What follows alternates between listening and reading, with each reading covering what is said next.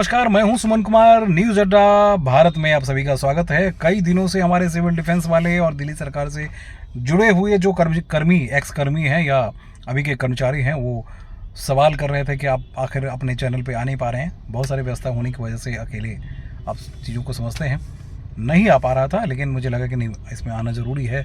और कल एक हमारे मित्र हैं, एक साथी हैं, जिन्होंने बहुत ही सेंटी वाली बातें कही। उन्होंने कहा कि मेरा बच्चा आपका इंतज़ार कर रहा है सर, प्लीज़ एक बार ज़रूर आइए और अपडेट कीजिए।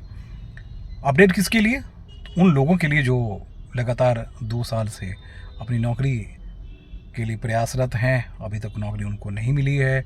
उसके लिए क्या हुआ, कैसे हुआ, सरकार क्या करना चाहती है, कैसे करती है, क्या करना चाहती है, नहीं करना चाहती है, उसके लिए क्या पॉलिसी है, उन तमाम सारे मसलों को लेकर।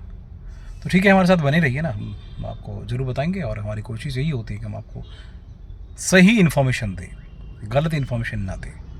क्योंकि हमने देखा कि हमारे चैनल पे बहुत सारे ऐसे भी लोग हैं, हर तरह के लोग होते हैं, जिन्होंने कई बार टिप्पणियाँ की कि आप जो हैं इस तरह से कर। मैं बरगलाना कभी नहीं चाहता, आपके आस को तोड़ना नहीं चाहता, आपके विश्वास को तोड़ना नहीं चाहता। हमारी कोशिश यही होती है कि जो भी इन्फॉर्मेशन हो, सही इन्फॉर्मेशन हो। थोड़ी देर से ही सही, लेकिन इन्फॉर्मेशन सही होनी चाहिए।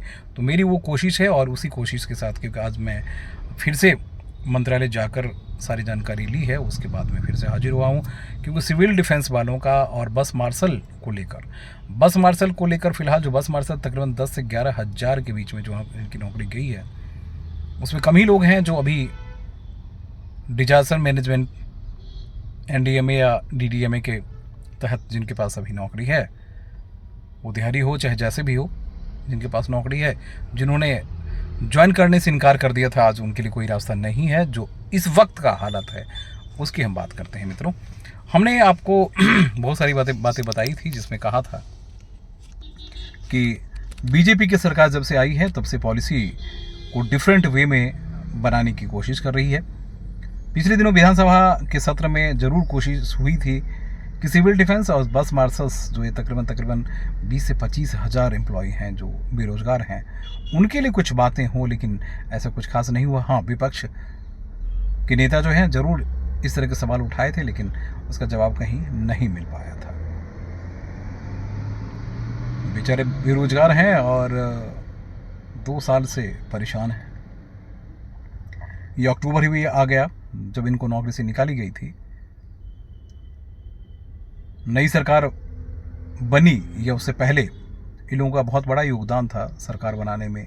बड़े उत्साह के साथ इन लोगों ने वोट भी दिया, सिर्फ सिविल डिफेंस बस मार्शल्स नहीं, बल्कि और भी जो कर्मी हैं। तो मैंने देखा एजुकेशन डिपार्टमेंट के बारे में बताना चाहता कि एजुकेशन विभाग में काम शुरू हो चुका है। जो गेस्ट टीचर हैं उनके लिए उनकी पॉलिसी पे काम हो रहा है।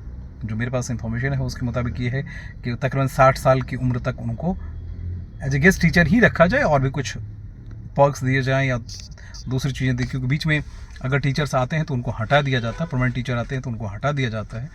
तो सरकार उस पर काम कर रही है, और उसके लिए अलग से पॉलिसी बनाने की जो कोशिश है वो भी हो रही है, और भी कुछ पर्क्स देने की बात हो रही है। उनकी भी ट्रांसफ़र पोस्टिंग भी हो सकती है, क्योंकि अभी तक सिर्फ एक ही स्कूल में है या जहाँ ज़रूरत है वहीं उनको भेजी जाती है।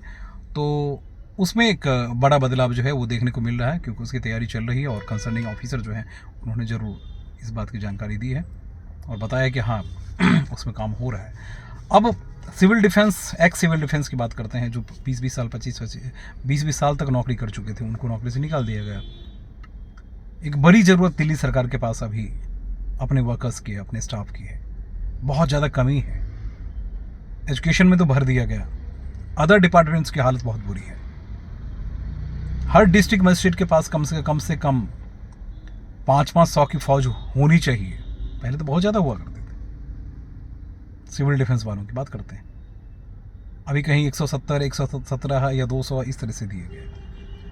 अब हमारे मित्र चाहते हैं कि हम आपको अपडेट दें, तो मैं आपको सबसे पहले ये बताऊं कि इस मसले को लेकर फिर बीच में चर्चा हुई है। क्योंकि प्रिंसिपल सेक्रेटरी सर्विसेज जो हैं उनका यहाँ से ट्रांसफ़र, उनको मतलब उनका तबादला हो चुका है, वो सेंट्रल जा चुके हैं।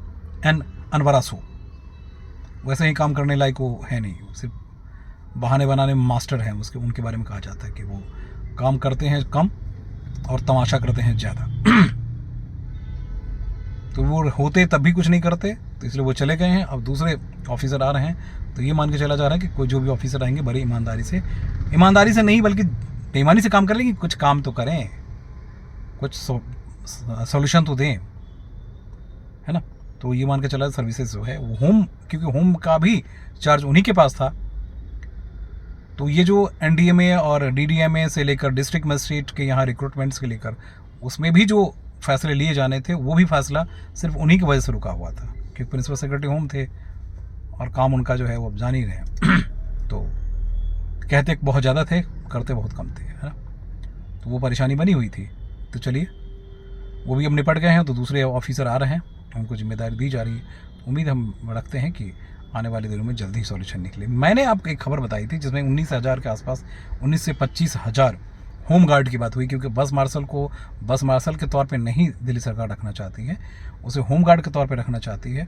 तो इसके लिए पॉलिसी के लिए गवर्नमेंट ऑफ इंडिया तक, MHA तक वो फाइल गई थी, वो फाइल आ भी गई है, लेकिन ऑफिसर की निकम्मेपन की वजह से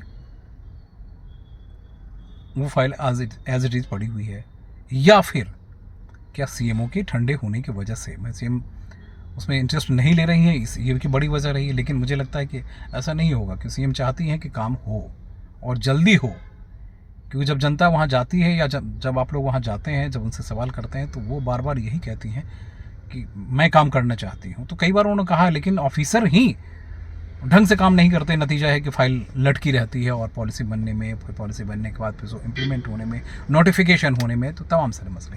तो मुझे लगता है कि ये भाई ये अगस्त का भी समय अब ख़त्म हो चुका है, सितंबर अक्टूबर तक, दिवाली से पहले कोई बड़ा धमाका जो है वो दिल्ली सरकार करेगी।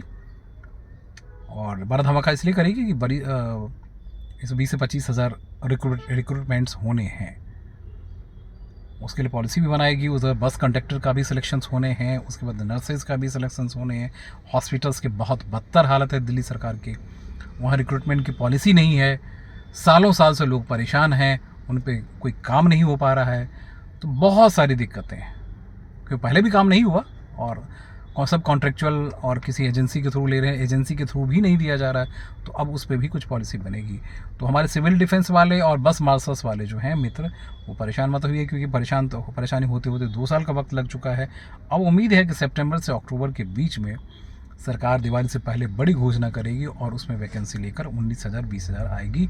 हाँ, एक जो आप लोगों के जहन में सवाल है कि आप लोगों को क्या उसमें आरक्षण दिया जा रहा है, आप लोगों के लिए कुछ कैटेगराइज किया गया है, नहीं किया गया है, वो सवाल है। उसके लिए अभी तक पॉलिसी नहीं बनी है, क्योंकि ऑफिसर्स में इंटरेस्ट नहीं लेते थे। अब देखिए आने वाला वक्त ज़रूर बताएगा कि हुआ क्या है, कैसे हुआ है और क्या हो रहा है ना। जो हमारे मित्र हैं सब्सक्राइब करिए, लाइक करिए, कमेंट कीजिए। देखिए मैं बीच बीच में नहीं आ पा रहा हूँ, क्षमा चाहता हूँ, लेकिन आऊँगा तो धमाके के साथ आऊँगा, है ना। तो बेरोजगारों के लिए अच्छी खबर है, आने वाला दिन अच्छा ही होगा, शुभ ही होगा। नमस्कार।